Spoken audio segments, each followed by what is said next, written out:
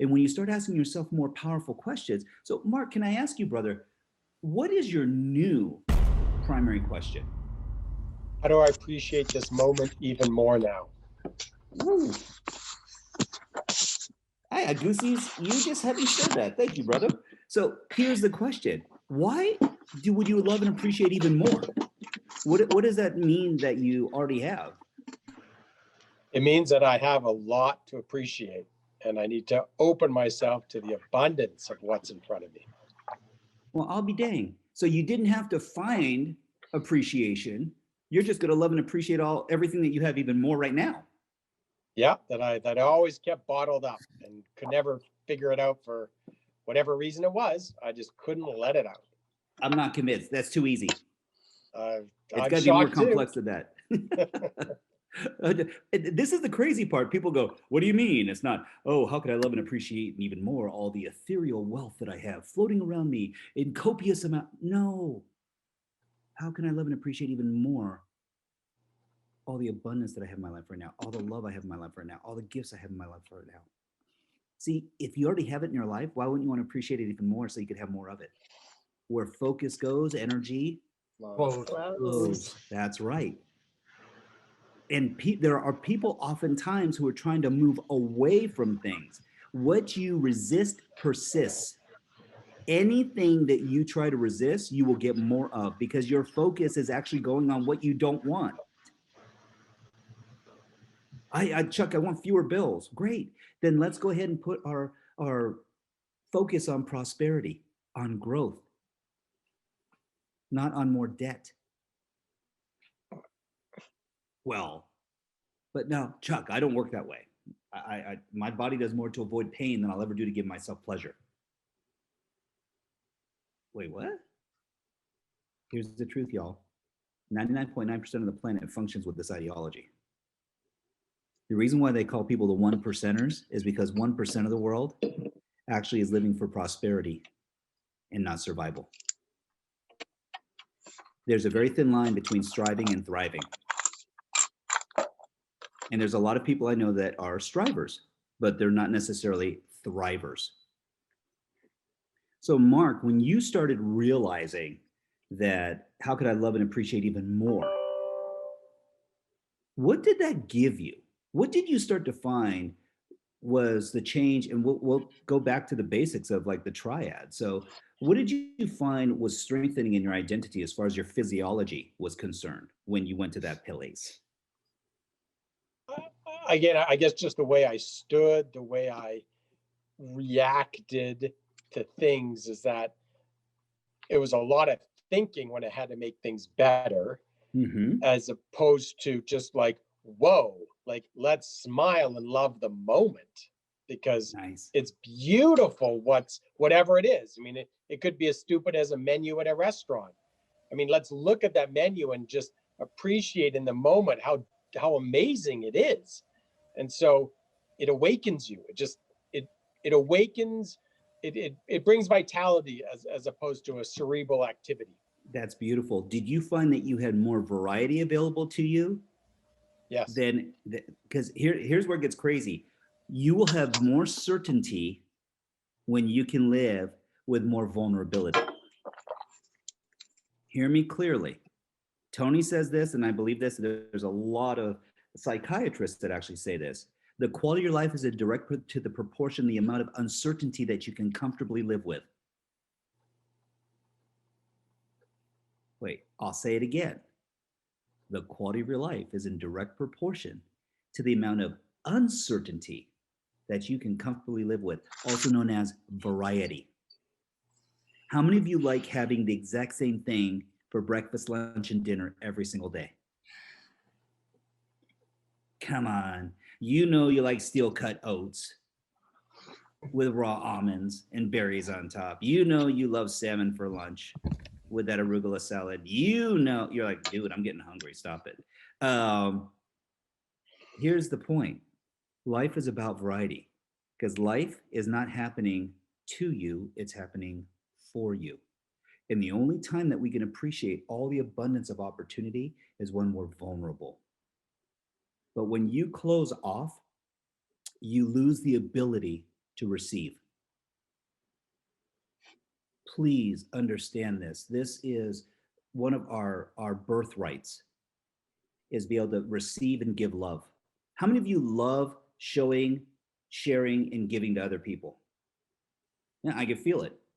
And that's why actually you're on this session today. Here's what's amazing.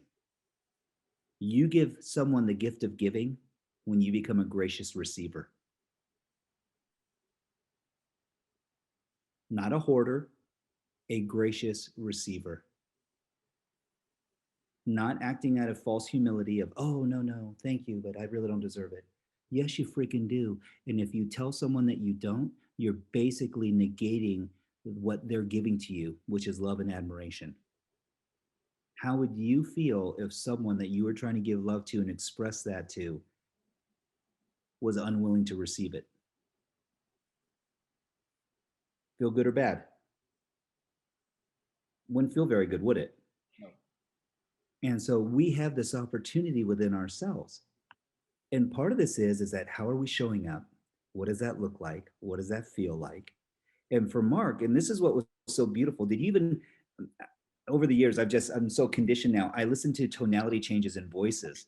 And Mark went from being like where I would call it's push and pull energy. Push is when we're doing all the time. We're pushing, we're pushing, we're pushing. Pull energy is also known as flow energy. And flow energy comes when we're loose and free. When you heard Mark in the second half, we were like, going, Mark, so what was the difference? He was like, oh man. He goes, even the menu, I had appreciation for a freaking menu.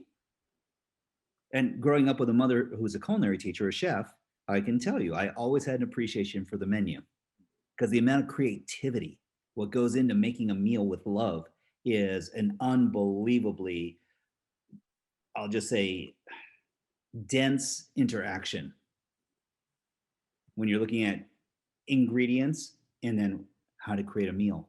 Well, let's look at that in your life. You are given all these ingredients and you're able to create this amazing banquet, which is called your life. So how do you want to cook and what do you need? Might need some mushrooms, might need some asparagus, might need some Brussels sprouts, might need maybe a little fish, freshly caught or frozen. Does that make a difference? Why? Because at the end of the day, how you feel and the experience you have comes across. Maya Angelou had this saying, and she said, people forget what you said, they'll even forget what you did. They'll always remember how you made them feel. But here's a really important part to this. People don't care what you have to say until they know how much you care. And if you're pushing all the time because you're trying to make things better, do people think, and hear me clearly, listen to the languaging, do people think that you have their best interest at heart when you're pushing? Because we all have an outcome and goals, right? Feel free to respond. This is really important.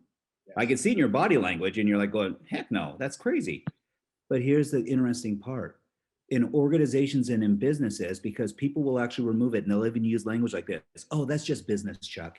I made a business decision. I go, no, you made a decision that affected people in business and also affected their personal lives, their personal finances, their well-being, how they felt, their own personal value, their values and rules.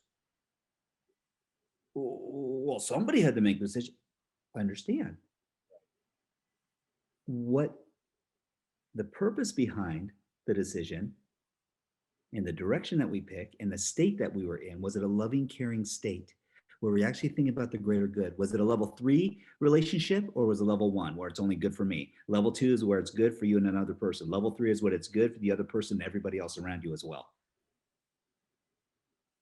See how this starts to, like, all these Jenga blocks are starting to come together? It's almost like Tetris. You know, you start, well, yeah, how could that ellipsoid fit with this quadrilateral? They do. When we change perspective, when we change directions, they change and they morph. So, Mark, when you started to find that you had a new primary question, did you start to find that your top values started shifting as well? Because as you ask yourself that question more often, did you start to find for yourself personally that certainty, uncertainty, significance, love and connection, growth and contribution start to shift a little in their paradigms as to what order of frequency and necessity they started to show up as? Yes.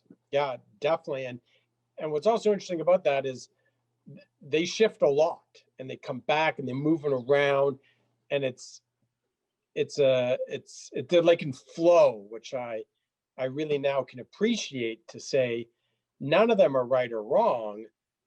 They're all there, but I do love the order where I'm at now. That's beautiful. Well, and it becomes important because at the end of the day, flex and flow is really important.